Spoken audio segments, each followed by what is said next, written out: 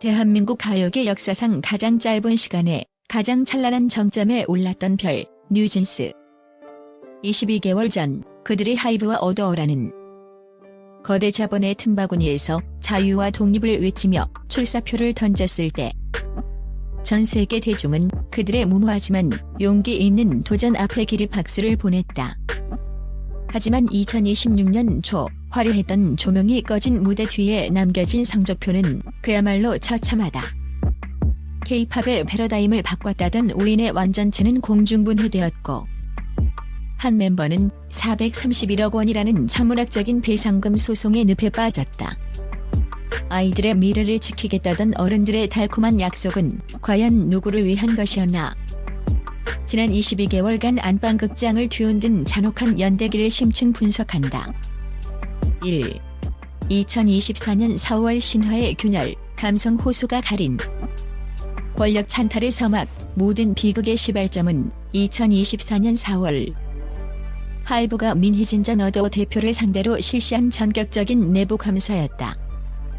하이브는 민 전 대표가 경영권을 탈취해 어더를 하이브로부터 독립시키려 했다는 구체적 정황과 대화록을 제시하며 공격의 포문을 열었다.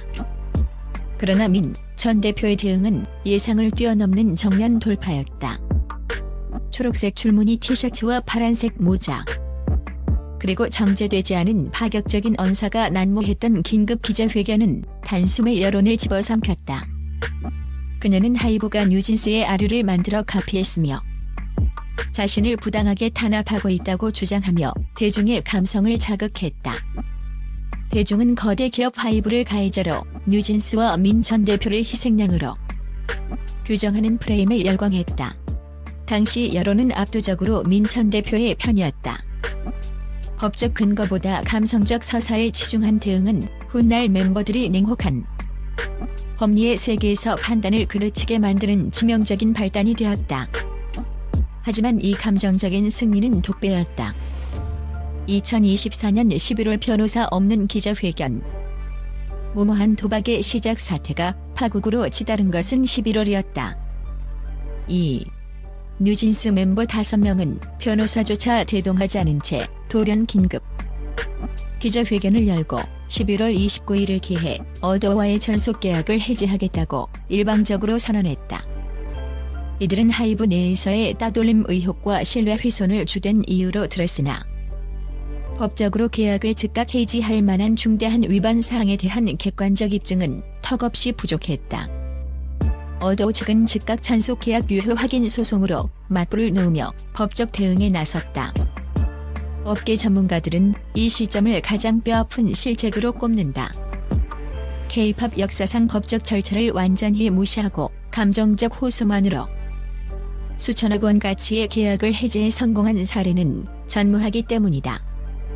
멤버들은 자신들의 브랜드 가치가 법의 테두리를 넘어설 수 있다는 착각에 빠져 돌아올 수 없는 강을 건너는 무모한 도박을 감행했다.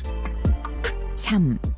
2025년 3월 NZ의 무리수와 홍콩 공연, 여론 2등을 돌리다. 2025년 3월 사법부는 어더의 손을 들어주며 뉴진스의 독자적인 연예 활동을 금지하는 가처분을 결정했다. 이는 법적으로 어더의 승인이 없는 모든 활동이 불법임을 명시한 것이었다. 그러나 뉴진스는 보란듯이 홍콩에서 NZ라는 급조된 이름으로 공연을 강행하는 초강수를 뒀다. 법원의 판결을 정면으로 위반한 이 도발적 행위는 대중이 그들에게 가졌던 마지막 일말의 동정심마저 앗아갔다. 이 사건 이후 뉴진스를 지지하던 중립적인 팬들과 주요 언론은 싸늘하게 식어버렸다.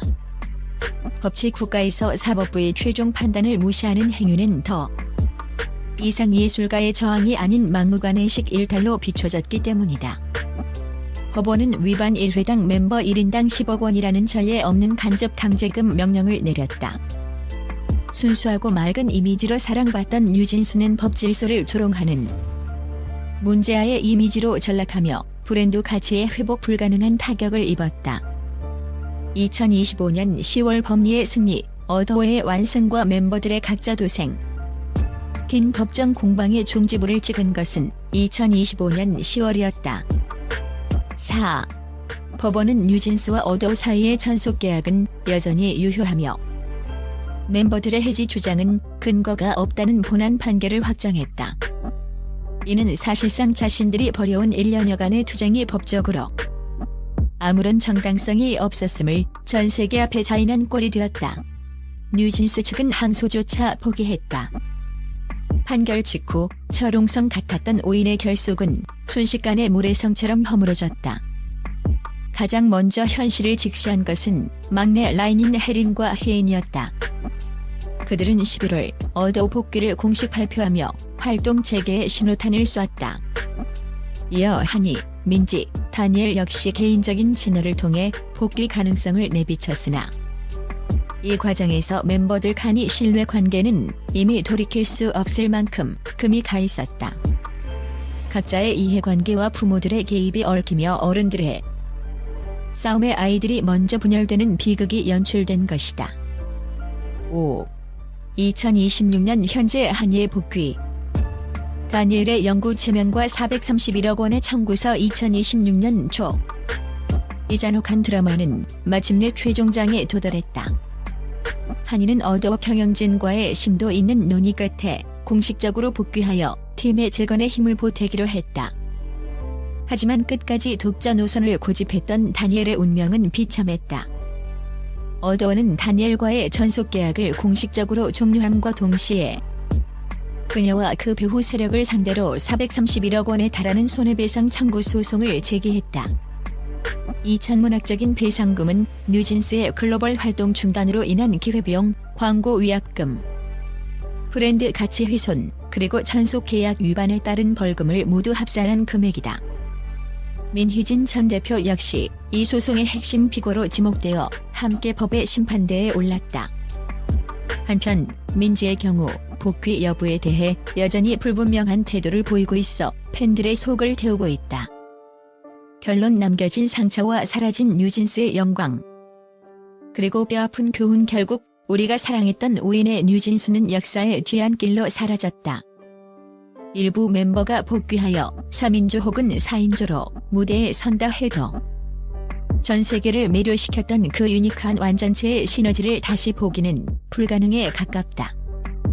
더욱 뼈아픈 사실은 22개월간의 소모적인 분쟁 속에서 대중을 향한 진심 어린 사과나 반성은 단 한 번도 없었다는 점이다.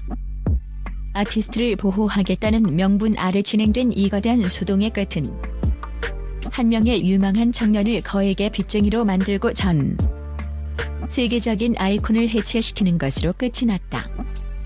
K-팝 산업은 이번 사태를 통해 아티스트의 권리만큼이나 법적 계약의 엄중함과 전문가의 조언이 얼마나 중요한지를 잔혹한 비용을 치르고 깨닫게 되었다. 과연 뉴진스는 이 짙은 어둠을 뚫고 다시 비상할 수 있을까? 아니면 어른들의 탐욕이 빚어낸 최악의 잠극으로 기록될 것인가? 분명한 것은 우리가 그토록 동경했던 그 순수하고 빛나던 뉴진스의 시대는 이제 영원히 끝났다는 사실이다.